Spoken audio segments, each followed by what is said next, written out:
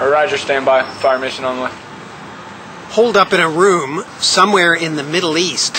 These guys have to keep their heads down. Roger. There's a sniper out there. A 1 ZSU in the open, converge sheep, over. Target located. Time to call for fire support. Still 1-9. This is Gator 9-1. Fire for effect. Polar, over. 5 seconds. Splash out. Right there. You got him. These are real soldiers. Target destroyed. But this is not real warfare. It's JFETS, the Joint Fire and Effects Trainer System at Fort Sill, Oklahoma. A high-tech marriage between the military and the gaming industry. Standing by for fire mission, over. This is a state-of-the-art virtual training facility that allows us to train fire supporters from the Army, Navy, Air Force, and Marine Corps. Message to observer, Bravo, 8 rounds. Alpha Bravo, 0004, target number, over. This prototype system consists of 1 server, 7 computers, some highly realistic graphics, and enough special effects to build a theme park. The soldier is immersed in the sights, sounds, and unpredictability of the combat zone. A lot of the war game simulators for the Xbox can pretty much closely match this, but those are already scripted out, to where this actually does have variables that we can change for the graphics. In the past, the military relied heavily on field training to prepare its soldiers for places like Iraq. But field training is expensive. It costs tens of thousands of dollars just in jet fuel, for example, to have the Air Force fly a mission to help us train on practicing close air support. Field training is also time-consuming. Normally, you get a aircraft that would practice doing bomb runs, and he flies out there, he drops however many bombs he has, maybe if you're lucky up to 8 or so, and then he flies back and he's essentially done for the day. Target 1 ZSU destroyed. We can shoot indefinitely in here and do the exact same thing. Everybody can get the training versus just a lucky few. JFETS has 2 main training rooms. One is an urban terrain module for inner-city combat training. This room is supposed to be a 3rd-floor apartment building in a Middle Eastern town, looking out over a city that has a canal going out into the ocean. They're totally immersed in it. The city noises are just like you'd expect to hear in an actual city.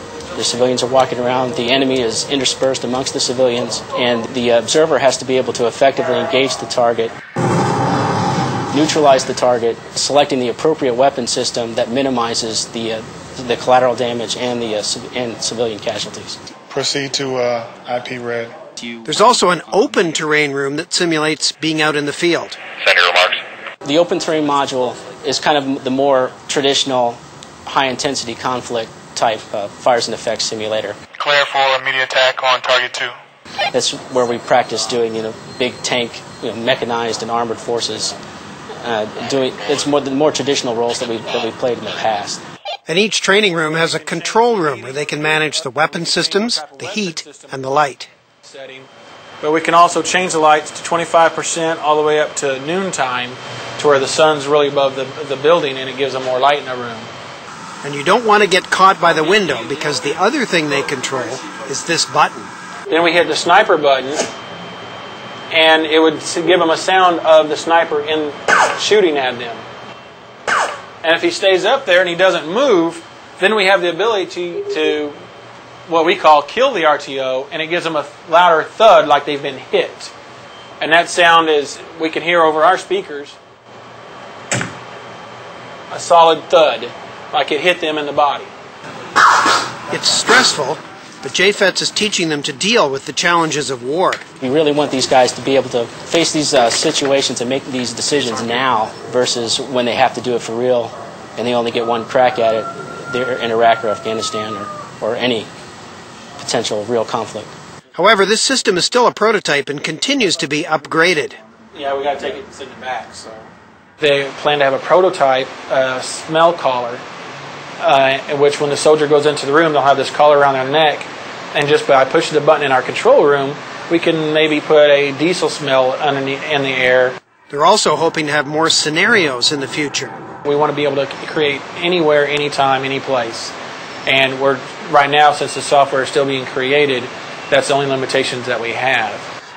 But even without the upgrades, this system is getting a big thumbs up.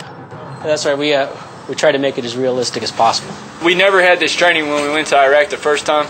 The feedback I've heard is that they were very, very impressed with the realism of it. Coming back here and seeing that something like this is set up for people that have never been over there and to get this kind of an experience is very realistic. One guy said this could have been my sector in Baghdad. And I think it's a very good thing for the guys that haven't been over there yet. I mean, and that's exactly the type of response we're looking for.